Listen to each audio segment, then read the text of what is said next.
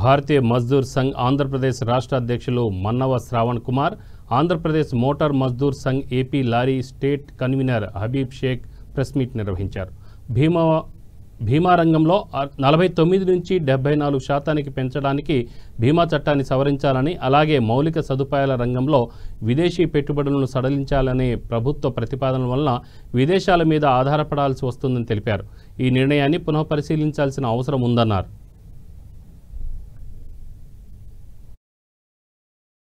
దాంట్లో విశాఖపట్నం కూడా ఒకటి. వాటికి సంబంధించిన ప్యాకేజీ బాగున్నది. అదేవిధంగా ఏదైతే ఆత్మనిర్భర్ అనేటువంటి నినాదం ఇచ్చారో సెంట్రల్ గవర్నమెంటు, దానికి ఒక స్ఫూర్తికి వ్యతిరేకంగా గవర్నమెంటు నేషనలైజ్ బ్యాంక్స్లు అట్లాగే ఇన్సూరెన్స్ కంపెనీలకు సంబంధించినటువంటి డిస్ఇన్వెస్ట్మెంట్ క్రియని వేగంగా చేస్తామనటం సరిగా లేదు. అట్లాగే 2 బ్యాంకులు ఎల్ఐసికి సంబంధించినటువంటి పబ్లిక్ ఇష్యూ తీసుకురావడం, ఇది కూడా భారతీయ మజ్దూర్ సంఘ్ పూర్తిగా వ్యతిరేకిస్తుంది. అట్లాగే నౌకాశ్రయాల అభివృద్ధి అని చెప్పారు.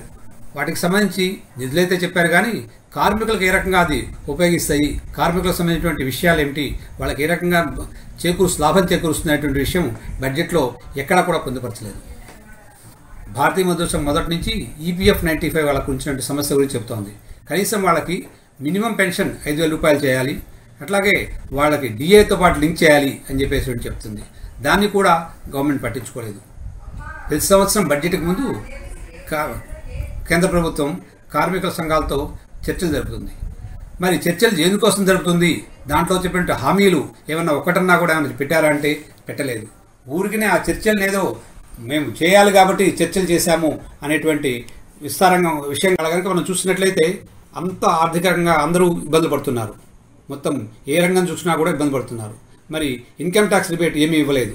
ఇన్కమ్ ట్యాక్స్ సంబంధించిన వరకు ఆదాయ పన్ను ఏవైతే ఉన్నాయో వాటి ఉపశమనాలు ఏమీ కలిగించలేదు. పోయే 13-14 తేదీల్లో చెన్నైలో భారతీయ మజ్దూర్ సంఘ్ అఖిల భారత మీటింగ్ జరగబోతోంది, ఎగ్జిక్యూటివ్ మీటింగ్.